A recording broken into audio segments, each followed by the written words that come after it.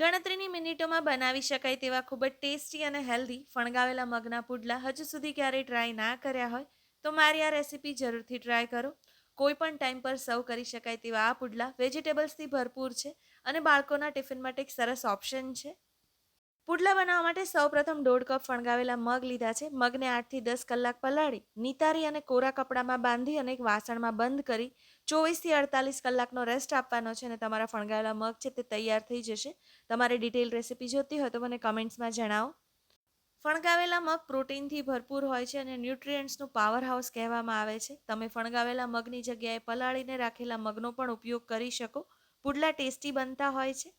ફણગાવેલા મગને એક મિક્સર જારમાં એડ કરીશું અને તેની સાથે તીખા લીલા મરચાં, આદુ, લસણ અને કોથમીર એડ કરવાના છે. કોથમીરની સોફ્ટ ડંડીનો ભાગ રહેવા દીધો છે. તેનાથી પુડલા વધુ ટેસ્ટી બનશે. આ પુડલા બ્રેકફાસ્ટ, ડિનર કે પછી લંચ ટાઈમે લઈ શકાય તેવા છે. ડાયટ કરતા હોય તેમના માટે પણ આ બેસ્ટ ઓપ્શન છે. ઘણા બધા વેરિએશનમાં બનાવી શકાય. મેં અત્યારે બેઝિક લીધું છે અને હું મારા દીકરાના ટિફિનમાં આ પુડલા અવારનવાર આપતી હોઉં છું. અડધો કપ રવો અને અડધો ગ્લાસ પાણી એડ કરી મિશ્રણને સારી રીતે ગ્રાઇન્ડ કરી લેવાનું છે. રવાની જગ્યાએ બાજરીનો લોટ, જુવારનો લોટ કે પછી મલ્ટીગ્રેઇન આટા લઈ શકાય. તેમાંથી પણ પુડલા સારા બનતા હોય છે. જરૂર લાગે તો થોડું વધારે પાણી એડ કરી શકાય. બધા ઇન્ગ્રીડિયન્ટ્સ પ્રોપર ગ્રાઇન્ડ કરી લીધા છે અને એક પેસ્ટ જેવું મિશ્રણ તૈયાર થઈ ગયું છે. તૈયાર કરેલા મિશ્રણને એક બાઉલમાં કાઢી લઈશું. સ્પ્રાઉટ્સ ઘરે પરફેક્ટ કેવી રીતે બનાવી શકાય તેનો વિડીયો ઓલરેડી પોસ્ટ કરેલો છે. સ્પ્રાઉટ્સને 5 થી 7 દિવસ સુધી રેફ્રિજરેટરમાં સ્ટોર કરી અને રાખી શકાય છે અને તેનો ઉપયોગ કરી શકાય છે. પુડલાને વધારે ટેસ્ટી બનાવવા માટે 2 ચમચી ચણાનો લોટ, 5 ચમચી હિંગ અને 5 ચમચી હળદર ઉમેરવાની છે. મેં અત્યારે વેજીટેબલ્સ મારી પસંદના લીધા છે. તમે ઘણા બધા બીજા વેજીટેબલ્સનો પણ ઉપયોગ કરી શકો.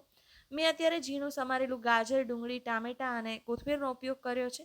તમે સિઝનલ કોઈ પણ વેજીટેબલ્સ ઉમેરી અને આ પુડલા બનાવી શકો. આ પુડલામાં પાલક, વટાણા અને સ્વીટકોર્ન પણ સરસ લાગતા હોય છે. 2 મોટી ચમચી જેટલા સ્પ્રાઉટ્સ મેં સાઈડ પર રાખેલા હતા એ પણ ઉમેરી દઈશું. તેનાથી પુડલામાં એક સરસ ક્રંચ આવે છે અને દેખાય પણ સરસ છે. હવે સ્વાદ અનુસાર મીઠું ઉમેરીશું અને બધું સારી રીતે મિક્સ કરી લઈશું. મિશ્રણ છે તે સેમી સોલિડ હોય છે. નોર્મલ પુડલાના બેટર કરતાં થોડું થીક રાખવાનું હોય છે. જો તમને એવું લાગતું હોય કે મિશ્રણ થોડું રની છે તો થોડો રવો એડ કરી શકાય અને મિશ્રણ વધારે પડતું થીક લાગે તો થોડું પાણી પણ ઉમેરી શકાય. આ મિશ્રણને રેસ્ટ આપી દઈશું અને પછી આપણે તેમાંથી પુડલા બનાવીશું. 20 મિનિટના રેસ્ટ પછી એક નોનસ્ટિક તવાને ગરમ કરવા માટે રાખીશું. મારી પાસે મિની ઉત્તપા માટેનો તવો છે એનો ઉપયોગ કર્યો છે.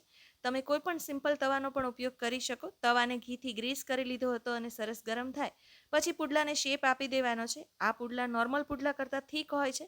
વેજીટેબલ્સનો ઉપયોગ કર્યો છે અને આવી રીતે થીક રાખવાથી ખાતી વખતે વધારે ટેસ્ટી લાગશે કારણ કે વેજીટેબલ્સ લીધા છે તેના લીધે ક્રંચ સરસ આવતો હોય છે. ઉપરથી થોડું લાલ મરચું અને તલ સ્પ્રિંકલ કરવાના છે. તેનાથી પુડલા વધુ ટેસ્ટી બની જતા હોય છે. પુડલાને ધીમીથી મધ્યમ આંચ પર ગુલાબી રંગના થાય ત્યાં સુધી શેકી લેવાના છે. ઘીનો ઉપયોગ કરીશું. તમારે તેલ લેવું હોય તો લઈ શકાય. ગુલાબી રંગના થાય પછી પુડલાની સાઈડ ચેન્જ કરી લેવાની છે અને બીજી બાજુ પણ ઘી લગાવી લેવાનું છે. બંને બાજુ પુડલા ગોલ્ડન કલરના થાય અને ક્રિસ્પી થાય ત્યાં સુધી તેને શેકીશું. જો તમારે મોટા તવામાં એકસાથે 5-6 પુડલા મૂકવા હોય તો મૂકી શકાય. આ પુડલાની સાઇઝ નાની રાખીશું. બાળકોને ટિફિનમાં આપતી વખતે તમે સેન્ડવિચની જેમ પણ વચ્ચે ચીઝ કે ચટણી લગાવીને આપી શકો. એકલા પુડલા પણ એટલા જ ટેસ્ટી લાગતા હોય છે.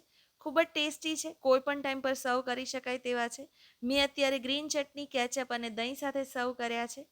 જોઈને જ ખાવાનું મન થઈ જાય તેવા ખૂબ જ ટેસ્ટી અને પ્રોટીનથી ભરપૂર એવા ફણગાવેલા મગના પુડલા જરૂરથી ટ્રાય કરો અને મને કમેન્ટ્સમાં જણાવો કે તમને મારી રેસીપી કેવી લાગી.